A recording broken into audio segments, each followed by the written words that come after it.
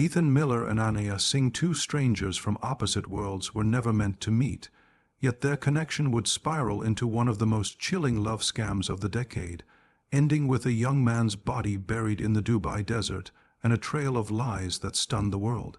Ethan Miller was a 21-year-old college student from San Diego, known among his friends as friendly and easygoing. Beneath that cheerful personality, though, he carried a constant burden: money problems that seemed to get worse every month. His father had passed away when Ethan was still in high school, and his mother worked 2 jobs just to keep the lights on. When he left home for college, he promised her he would manage things on his own. But between rent, tuition, and daily living costs, that promise became harder to keep. Ethan worked part-time at a cafe, yet his paychecks barely covered half his expenses. As bills piled up, he grew desperate for a way out. Late one night, scrolling through his phone, Ethan came across an ad for an exclusive dating app that connected young people with wealthy benefactors. It wasn't a new concept. He had heard about sugar dating before, but he had never considered it for himself. That night, however, the temptation was strong. The ad promised mutually beneficial relationships and financial security for those open to adventure. Ethan hesitated, but curiosity and desperation made him download the app. Within hours of signing up, he received dozens of messages. Most were shallow or suspicious, but one stood out. The sender called herself Anaya S. Her profile was striking: elegant photos of a woman in her late 30s wearing designer clothes, posing beside luxury cars, private pools, and ocean views.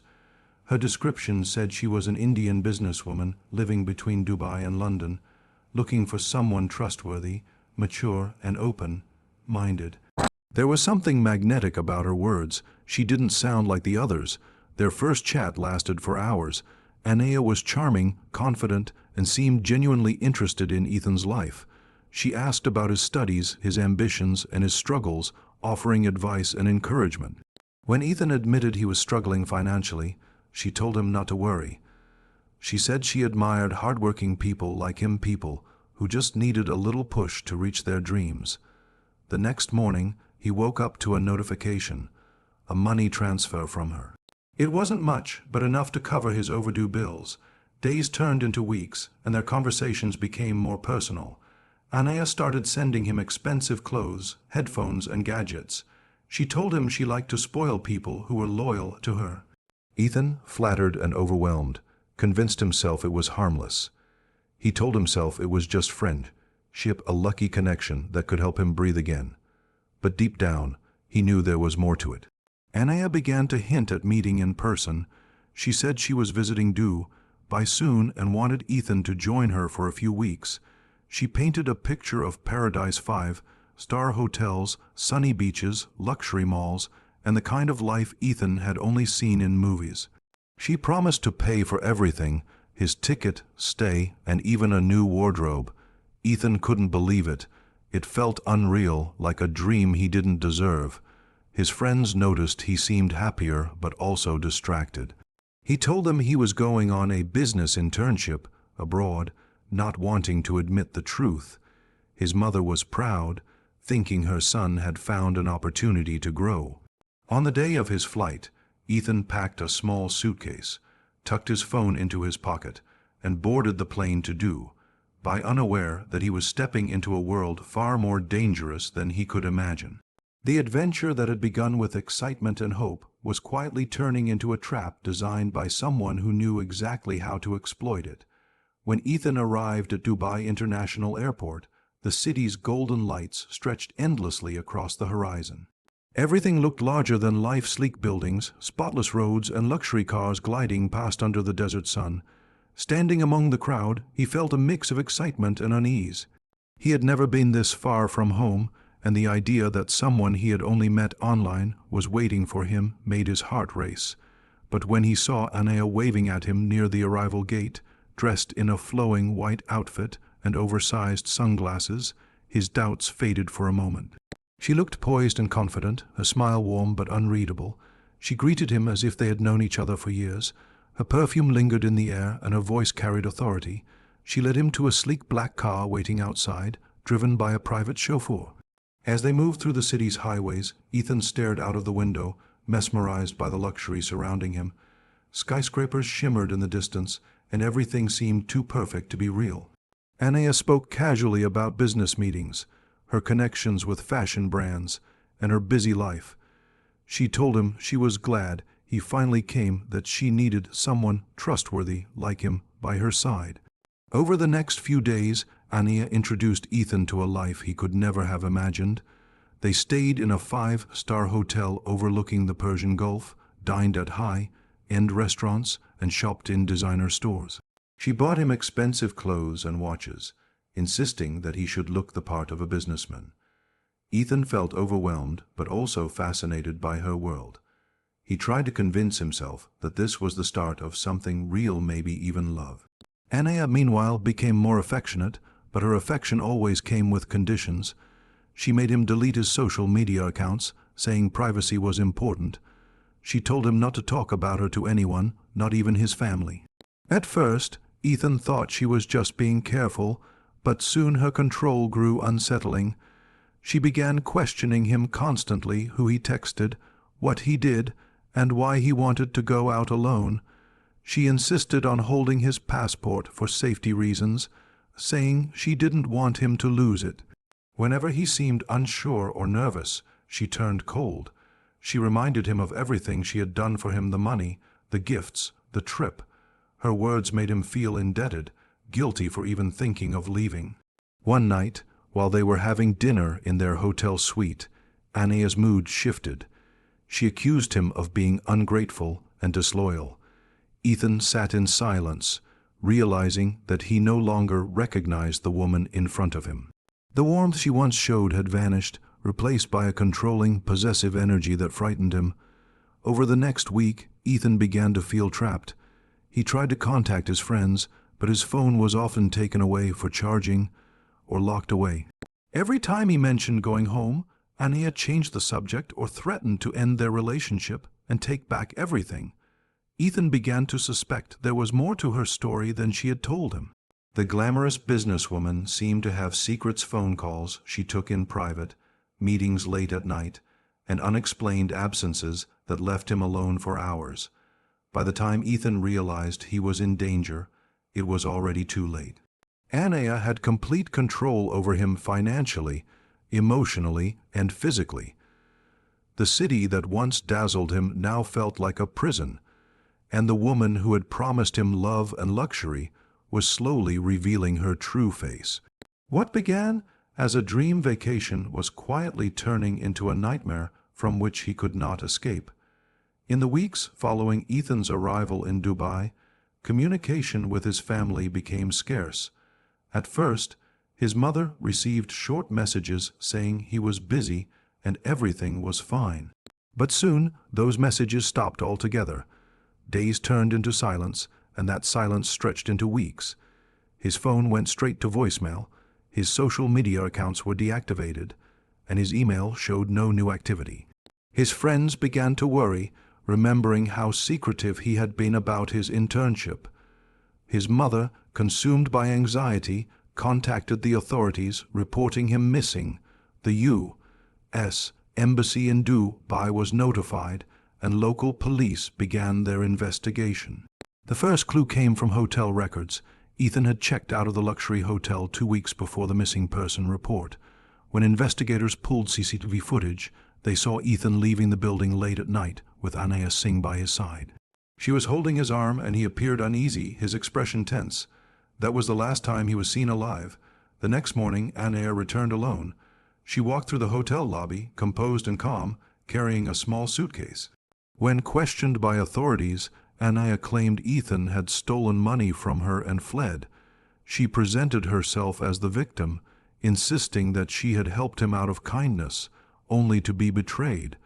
But detectives found inconsistencies in her story. Her timeline of events didn't match the hotel's records. The chauffeur she frequently hired also told police that she had cancelled all appointments for the following week and seemed unusually nervous. Investigators traced Ethan's phone and discovered it had last pinged near a luxury apartment complex owned by Anaya on the outskirts of the city. Surveillance footage from the building showed Ethan entering the apartment with her, but never leaving. Neighbors later reported hearing shouting and crashing sounds during the night.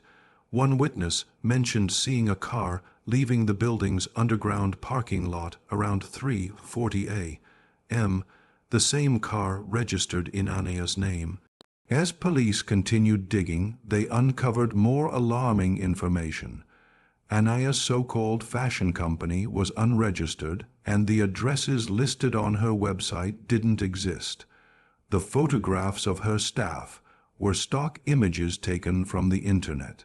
It became evident that her glamorous life was a carefully constructed illusion. She had created a web of lies to attract and manipulate young men from different countries, using charm, wealth, and affection to lure them into her control. Investigators also found multiple passports and SEM cards hidden in her apartment.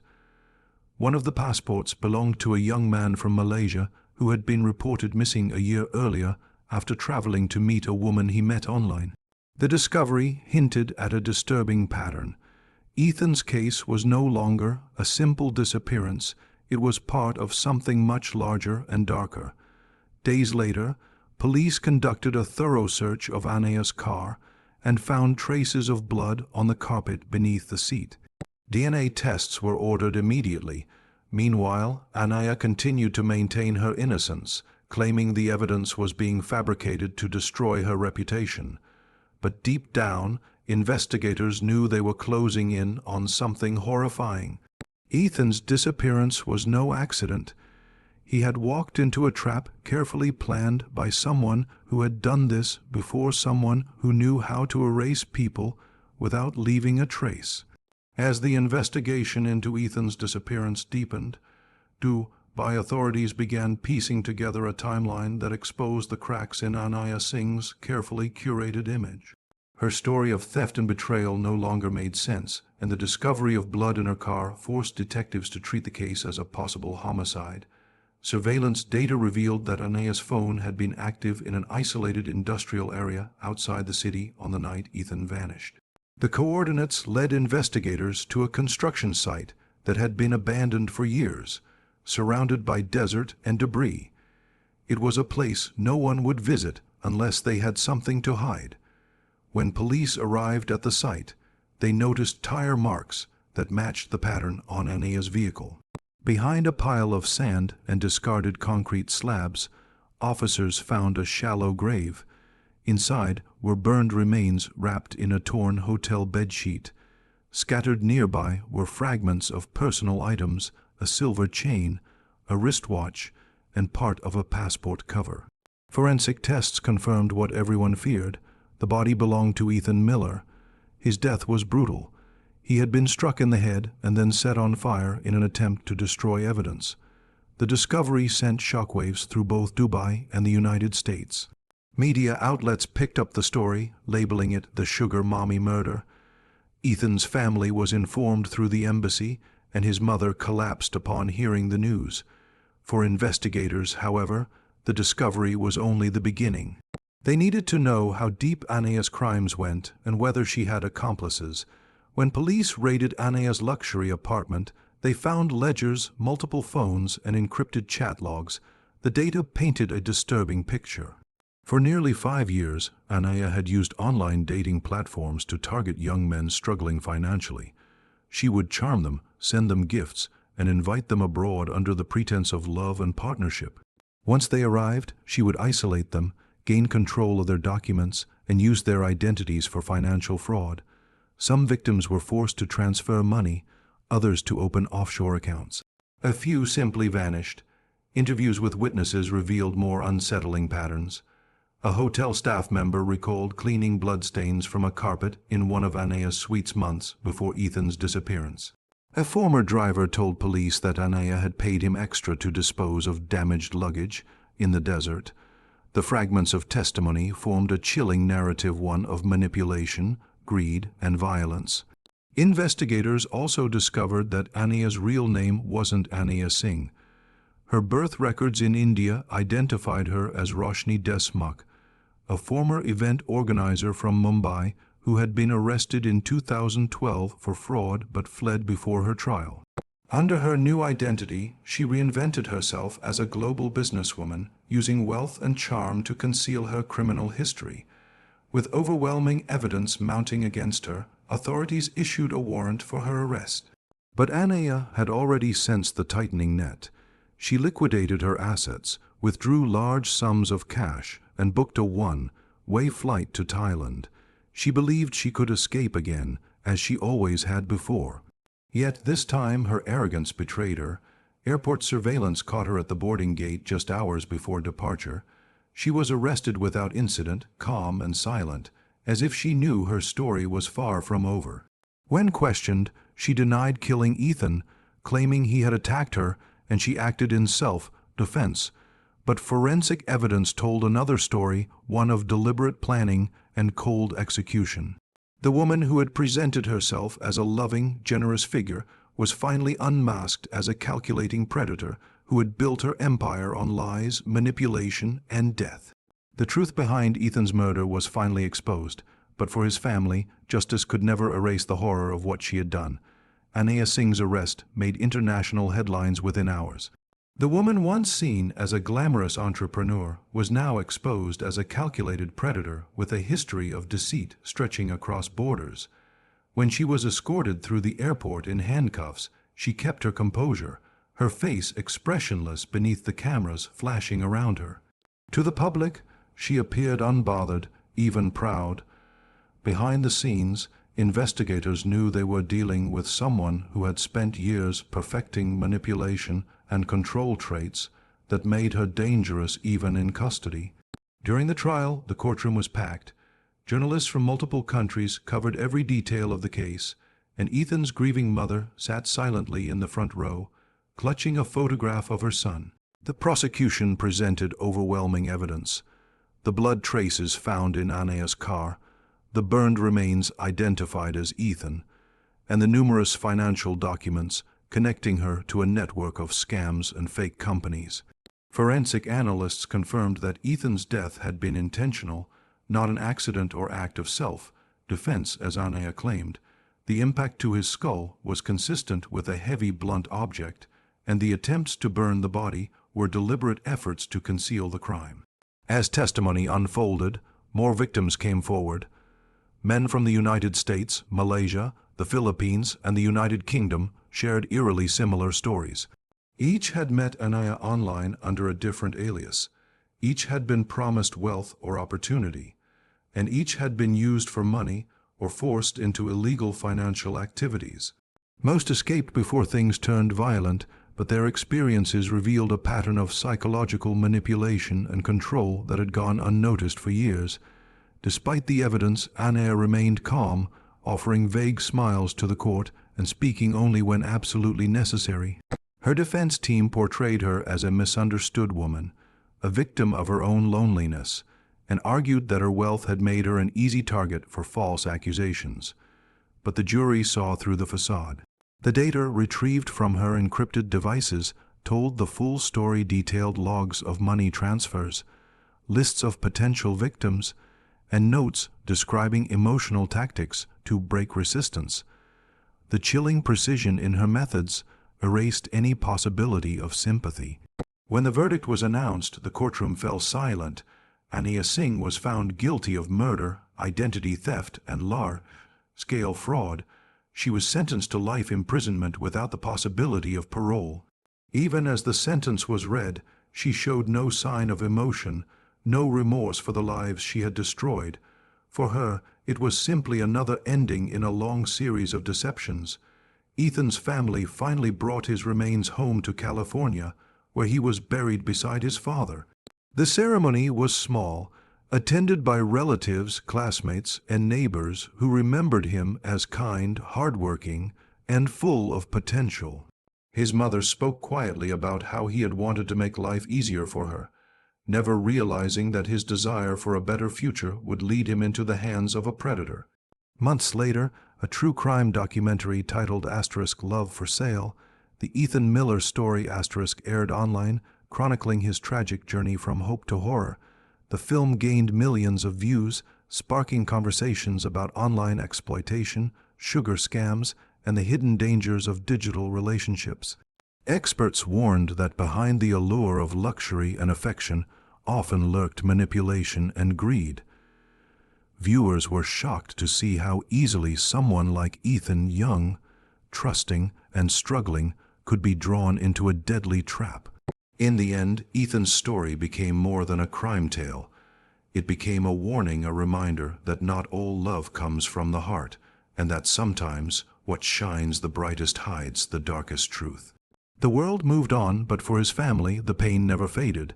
The woman who promised him everything had taken not only his life, but his dreams, leaving behind only a memory of how far deceit can reach when disguised as love.